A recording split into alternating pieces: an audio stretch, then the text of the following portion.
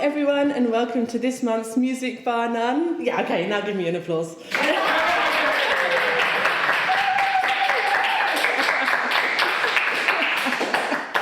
It's always really a huge delight to have different people behind the bar, friends and colleagues. But today is especially exciting and very cool because it will be the first performance of a new ensemble, which my dear friend, Corina Marti, who's quietly dying in the corner there, has just set up. I'll let her cough and then I'll carry on now. I'm done. So, FREIBAD, it is, or rather we are, a medieval recorder consort called fowr, spelled F-O-W-R, which is a very nice 15th century English way of spelling the word. And we're going to present a couple of highlights from our two new programs. So, obviously the recorder consort is a very popular and famous and fashionable type of ensemble to have. Back in the day, in the 15th and the 16th century, in the 17th century, it was incredibly popular. There were many musicians playing in consort form. And today, there's still a lot of professional recorder consorts, and maybe if you're an amateur musician, you might also be playing in a recorder consort, doing all sorts of repertoire. But even in the Middle Ages, the recorder was one of the many very popular wind instruments for musicians to play in the late 14th and the 15th century. And we know from hundreds of little angels dotted around Europe on triptychs in churches or carved or painted in frescoes, we know that these instruments popped up. And even in the 15th century, we begin to see trios of angels playing different sizes of recorders. So it's really like the prototype of the recorder consort of the Renaissance. And that's what we're going to be exploring. The medieval recorder is also a very special instrument. I think they're very beautiful. They tend to be made in one piece, and they tend to be more cylindrical than later models, which creates a very warm and rich and soft sound. And the recorders we're playing today are at a very special pitch. We've been exploring with a pitch of A523, which is a minor third higher than the traditional modern pitch. And there's many reasons for this, which we will talk about over cocktails later. But again, it brings another sound. It gives a clarity and a special sweetness. So, I think I've spoken enough. I think you need to hear this in action. So I want to invite Corina and Fiona and António to join me to play the first piece.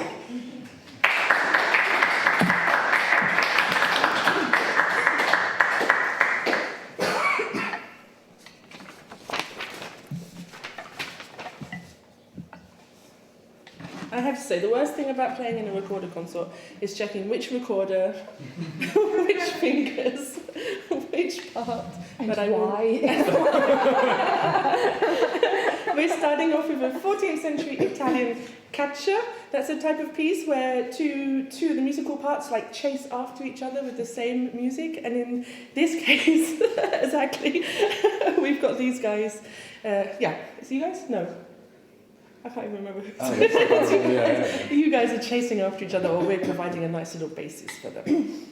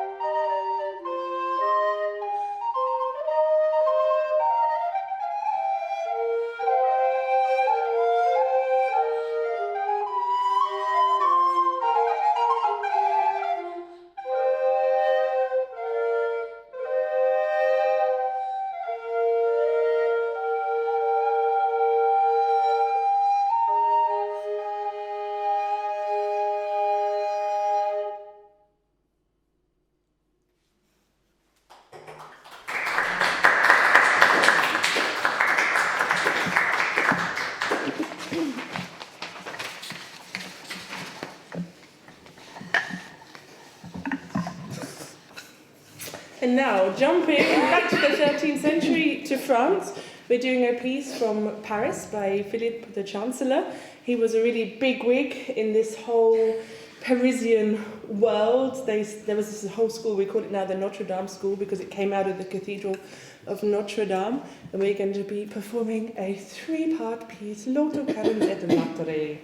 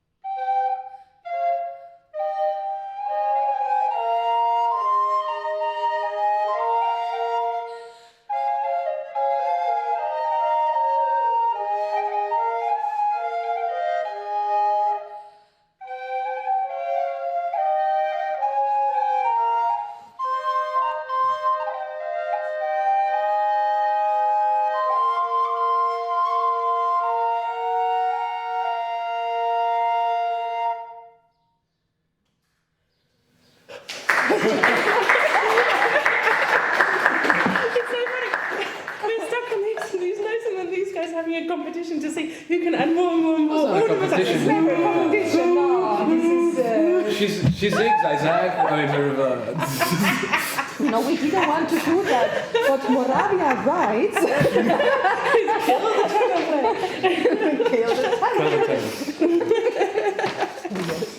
But I love it. So actually we're staying now in the same sound world, 13th century France. And we have a little suite of 3 short pieces which are based on the inseculum chant.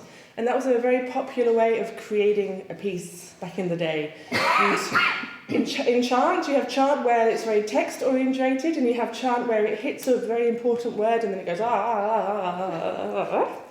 And they started to take these kind of non-texted parts out and begin to use them as the basis for other compositions. And that's what we have an example of 3 versions of the inseculum chant now. And what record am I playing?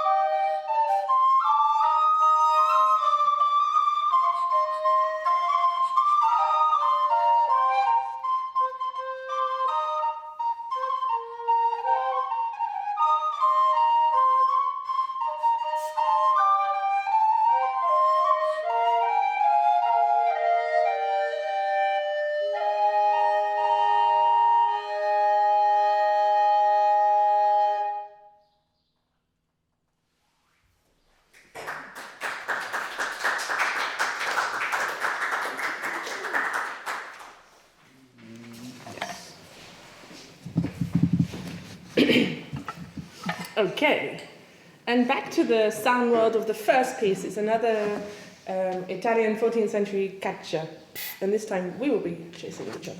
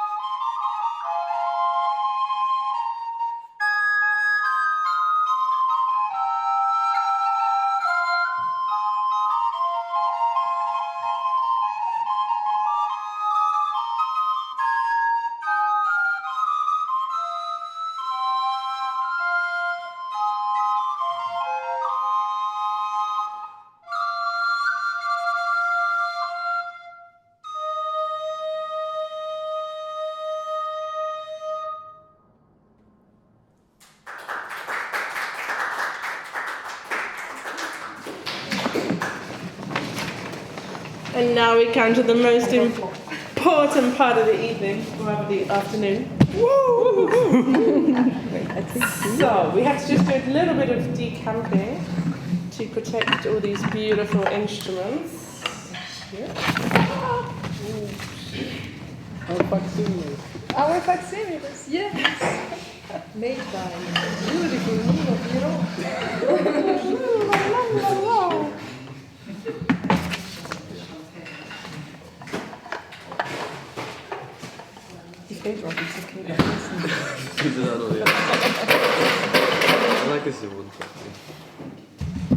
So, the cocktail today is called the Clover Club, and actually I'll just wait 1 second. Thank you so much. I've learned something from you guys. Thank you. Ooh. Oh, that's so cool. We have a little sort of informal cocktail club going on in Basel with a couple of people in the audience, and the last time I was around at this place I discovered that if you chill the glasses it makes the cocktails extra specially nice. So, yes, when I decided what cocktail to make today, I wanted to have something that was very light and summery and fresh. So I stumbled across this one called the Clover Club, which is gin. The COVID Club. I remember that. This is actually a COVID club because it started as an excuse to hang out. So yeah, it has gin, and it has raspberry syrup, and it has lemon juice, and you mix it all together with some egg white or some aquafaba, and you add in some ice.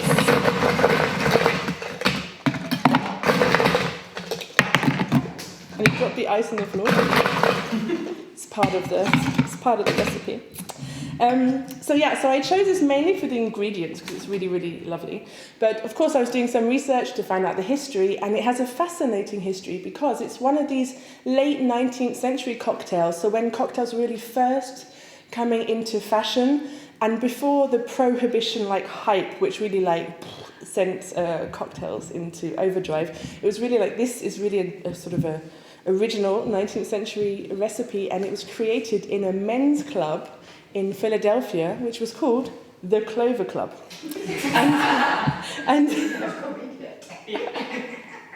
And what I love is that apparently, like really the big wigs of the town, the CEOs and the captains of industries, they were all going to this men's club to hobnob together, and they were drinking this cocktail. And when I pour it, you'll see that actually it's kind of quite sweet because it's kind of bright pink. So I kind of see these guys in their top hats and their fancy clothes walking around with these pink drinks, and I think that's really beautiful, beautiful. So, oh, and of course, yeah, because there's always many, many meanings behind the cocktails I choose. Also, we are called fowr, and a four-leaf clover brings good luck. So I hope this cocktail will bring us luck for the rest of the concert. So, I have pre-prepared all the ingredients because it's very boring to watch me just decanting liquid into a shaker. And I have just added some ice. And now I'm going to shake. And if anyone knows the shaking song, go for it, Fiona.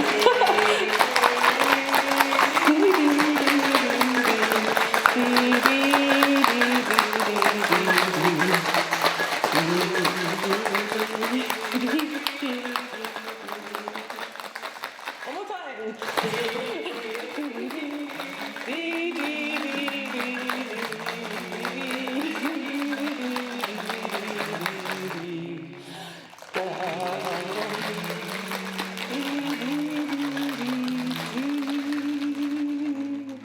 That comes from, in the very, very first music bar none we ever did, that was a tenor line from a piece of masher that we played.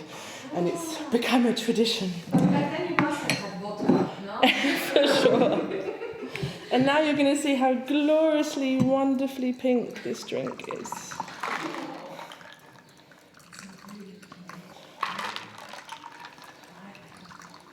So, voila.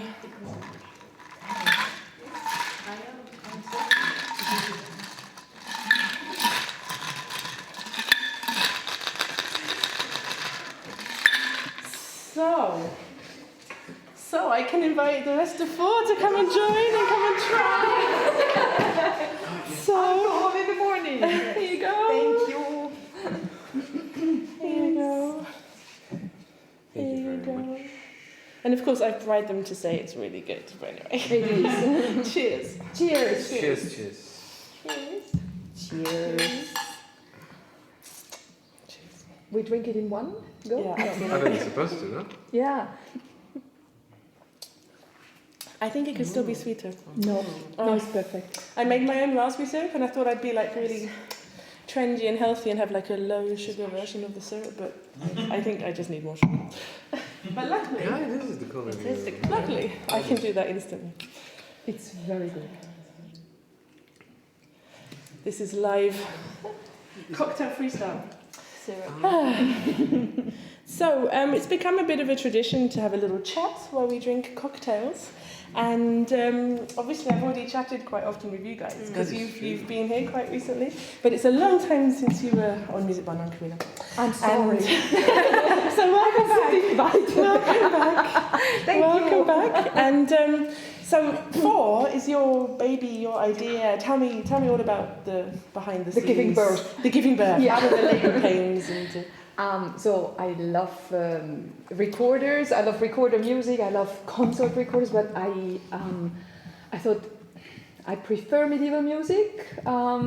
So what to do? Not another 16th, 17th century consort thingy, but let's go medieval. And But those are fine, of course. But, that's what you meant, of course. But, yeah.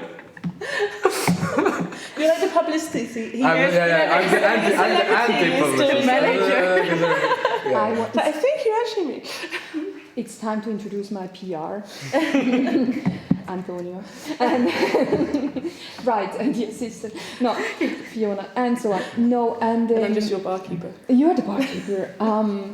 No, That's and a then I dangerous found combo. the recorders and the people who bought their recorders because I couldn't afford all of them, and so on and so on.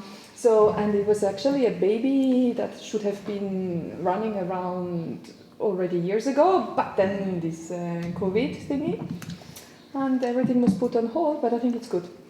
And now we are ready. The right time finds the right thing. Yeah, and I just wanted to play more medieval music with only recorders. I love everything else that I'm doing with the medieval music, but I really was craving for that sound. Absolutely. Yeah, so thank you, ladies, gentlemen. Thank you. Option. And I touched at the beginning when I was talking about the fact that all our recorders are at 5-2-3. Do you want to also explain a little bit about this pitch concept? Yeah, it becomes very nerdy now. Pitch is very relative, actually, has always been, and in medieval times we have everything possible, you know, I mean, I think nobody of us was alive back then, or I don't know, and or if we are reborn, we just don't remember, right? Says a Jewish. Yeah, you shouldn't be drinking at this time, but I usually don't drink at my job, but I'm drinking, yeah. Okay, just to make it very short, so not to get the young ones bored.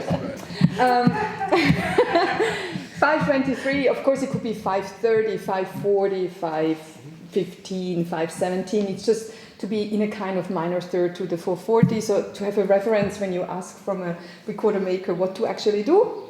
And we are totally not the first ones playing at that pitch. Yeah, there has always been one before doing that.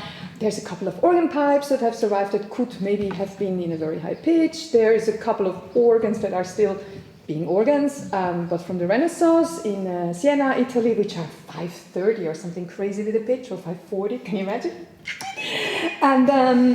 And it does make sense if you look at all the iconography and the sizes of recorders.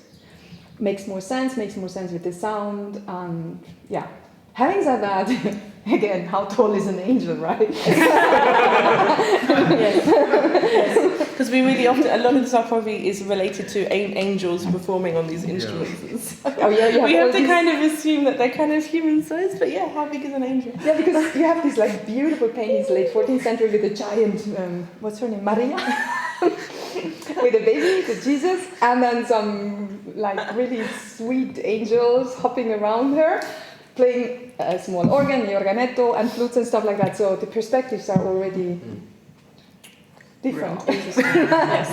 So, but in comparison to a kind of normal human body size, the 520 recorders make more sense with the iconographical evidences we have. Yeah. I sound very posh in this time. And the thing that I actually also like, it's sort of like it's an intuition evidence thing, but the fact that they're super nice and easy to play at that pitch.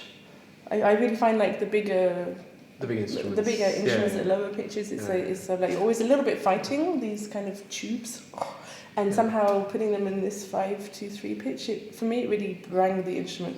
I wanted to have a sound world like that, and I'm not saying it's the only possible sound world for medieval recorders or medieval music, but me personally, I wanted that sound. So, yeah. Mm-hmm. Yes, well, I'm very grateful that you wanted this sound. Thanks. And we sign. Yes. Yeah. Do you have any like thoughts or things you want to add about like either the pitch or any thoughts on? I mean, what also it's like playing medieval recorders. All the toilet recorders we take up are like soprano sizes, we say in modern terms, right? So actually, the high pitch really makes a lot of sense in terms of like real evidence we find from toilets. Yes. But maybe they were thrown to toilets because of that reason. No. Yeah, it's kind of ironic that the few sort of recorders that have survived from the late 14th and into the 15th century, they virtually were all dug up in a latrine. That's what she meant. Yes, it's a latrine. But yeah, the toilet. Yeah, it is. It's synonymous. Well, I think that's because they were flushed down. Yes. They have survived. That's another thing. We at least have, I think, more surviving recorders than fiddles or something like that. Mm-hmm. Let's be honest. Because to be a medieval recorder player, we sometimes get to hear like, but your instrument didn't exist, or not like that. Mm-hmm. But it's clear that it did. Yeah, at least absolutely. In the toilet. Thanks for the toilet. So that's my next concert series, toilet music. Toilet music. Whoops. Oh, nice. Well, thank you very much. Thank you. Let's reconfigure and play the final pieces. I seem to be, I think we can. I seem to be the only one that's finished with it. Yeah, I'm jealous. Maybe put it there.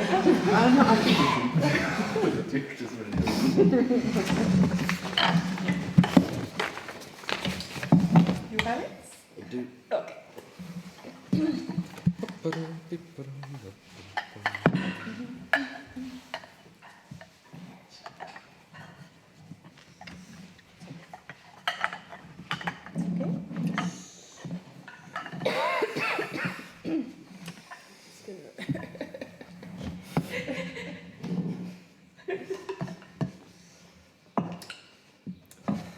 Okay, so the next piece is super gorgeous. You will have heard it a couple of times already here because we've played it with Alta Bellezza, and Hannah, my Alta Bellezza colleague, is sitting in the audience.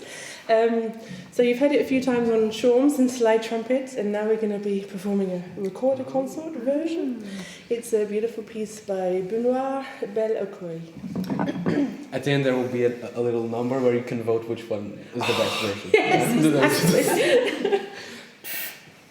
Hang on, wait. Okay, F alto.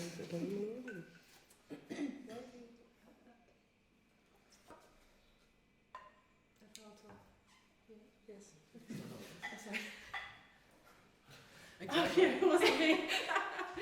See, I told you the hardest thing is knowing which instrument to It has to be majority wins. There's a lot of be honest, always for the Fiona, Yeah. she's... I had like 2 sips of alcohol and that's it.